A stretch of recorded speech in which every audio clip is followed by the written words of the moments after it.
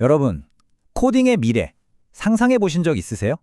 오늘 얘기할 구글 안티그래비티가 바로 그 미래에 대한 아주 강력한 힌트가 될 겁니다. 근데 이게 그냥 코딩 좀 도와주는 그런 도구가 아니에요. 차원이 다릅니다. 우리 개발자들을 꽉 붙들고 있던 이른바 개발의 중력에서 우리를 완전히 해방시켜줄 그런 새로운 컨셉이라고 보시면 돼요.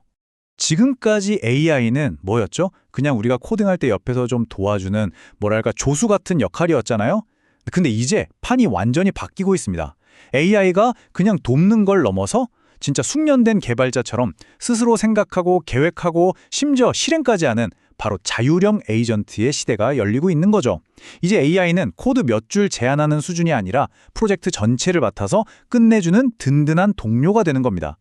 근데 아까부터 제가 중력 하는데 이게 대체 뭘까요? 간단해요. 우리가 머릿속에 기가 막힌 아이디어가 있어도 그걸 현실로 만드는 과정에서 발목을 잡는 모든 것들, 예를 들면 끝도 없는 설정 작업, 지루한 반복 테스트, 자잘한 버그 잡는 거, 이런 것들 전부 다요. 안티그래비티의 목표는 아주 심플하고 명확합니다. 이 귀찮은 개발의 중력을 그냥 없애버리는 거예요. 자, 그럼 지금부터 이 구글 안티그래비티가 그리는 미래가 대체 어떤 모습인지 그 컨셉부터 시작해서 실제로 어떻게 써먹을 수 있는지까지 하나하나 같이 뜯어보겠습니다.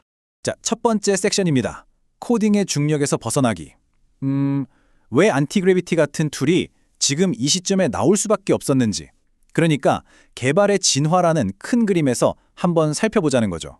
이 그림을 보시면 개발 도구가 어떻게 발전해 왔는지 한눈에 딱 보이죠?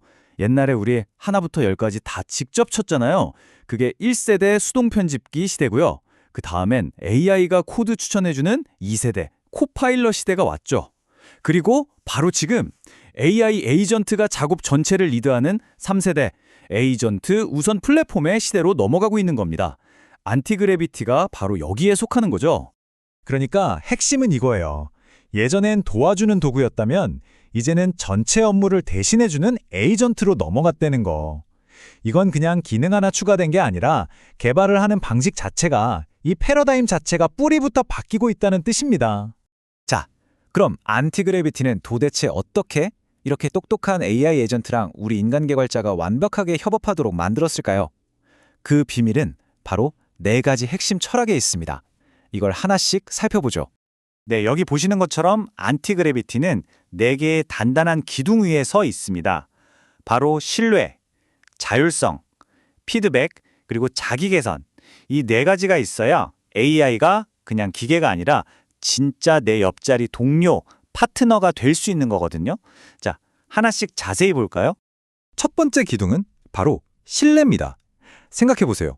누구한테 일을 맡기려면 일단 믿음이 가야 하잖아요. AI도 마찬가지예요.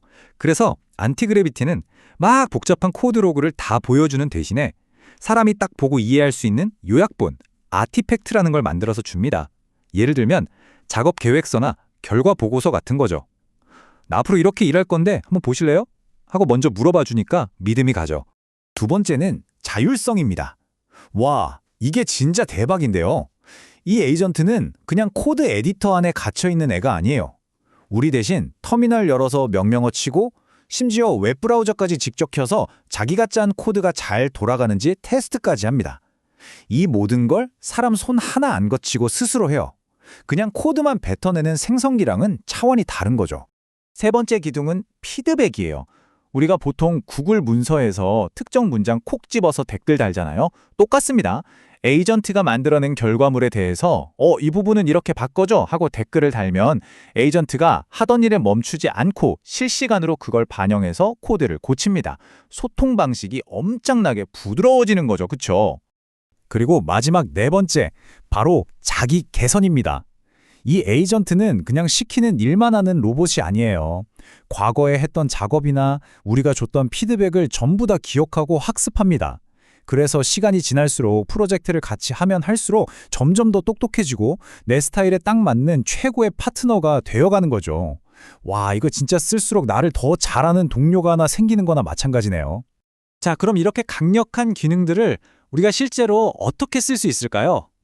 안티그래비티는 아주 독특한 듀얼 인터페이스라는 걸 제공하는데요. 바로 개발의 2가지 다른 얼굴을 보여주는 거죠. 한번 보시죠. 네, 보시는 것처럼 안티그래비티는 딱 두 가지 모드가 있어요. 왼쪽은 우리가 아주 익숙한 화면이죠. 직접 코드를 만지는 에디터 뷰. 그리고 오른쪽은 뭐랄까 프로젝트 전체를 지휘하는 사령부 같은 매니저 뷰입니다. 여러 에이전트들한테 동시에 일을 시키고 현황을 지켜보는 거죠. 그래서 포인트는 뭐냐면 내가 지금 하려는 일에 딱 맞는 뷰를 골라 쓰는 거예요. AI랑 거의 페어 프로그래밍 하듯이 한 땀 한 땀 코드를 짜고 싶을 땐 에디터 뷰를 쓰고요. 좀 더 큰 그림을 보면서 여러 작업을 동시에 지시하고 관리해야 할 땐 매니저 뷰를 쓰는 거죠. 상황에 맞게 유연하게 전환하는 게 핵심입니다. 자, 이제 이론은 충분히 본 것 같고요. 진짜 중요한 건 그래서 이걸 어떻게 써먹는데? 잖아요.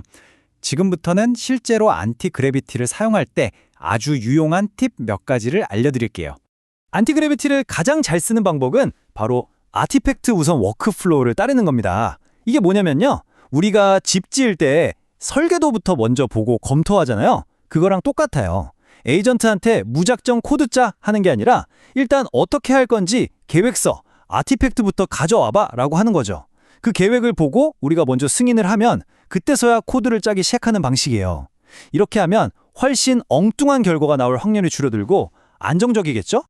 그리고 이거 진짜 꿀팁인데요. 프로젝트 폴더 안에 .gemini/gemini.md라는 파일을 하나 만들어서 에이전트가 따라야 할 규칙을 미리 적어두는 거예요. 예를 들어 모든 주석은 무조건 한국어로 달아줘 라든지 테스트 코드는 항상 이 라이브러리를 사용해줘 같은 글로벌 규칙을 설정해두면 이 에이전트가 어떤 작업을 하든 항상 그 규칙을 지킵니다. 매번 똑같은 말 안 해도 되니까 정말 편하겠죠? 자, 이제 마지막 섹션입니다. 그래서 안티그래비티 과연 쓸만한가? 다른 경쟁 풀들이랑 비교하면 어떻고 앞으로의 미래는 어떨지 한번 냉정하게 평가해 보겠습니다. 이 표를 보시면 답이 좀 나오죠. 안티그래비티의 강점이 뭔지 한눈에 보입니다. 일단 개발자들한테 제일 익숙한 VS 코드 기반이라 쓰기 편하고요. 제미나이, 클로드, GPT 원하는 모델을 뭐든 골라 쓸 수 있다는 유연함, 그리고 다른 툴들은 따라오기 힘든 강력한 브라우저 제어 기능까지 확실히 자기만의 색깔이 뚜렷한 강점을 가지고 있습니다. 그리고 진짜 놀라운 건 이 모든 강력한 기능들을 게임 개발자들은 꽤 넉넉한 무료 버전으로 쓸 수 있다는 점이에요. 보통 이런 고성능 툴들은 비싸기 마련인데 누구나 쉽게 접근해서 경험해 볼 수 있게 문턱을 확 낮춘 거죠. 이건 정말 큰 장점입니다.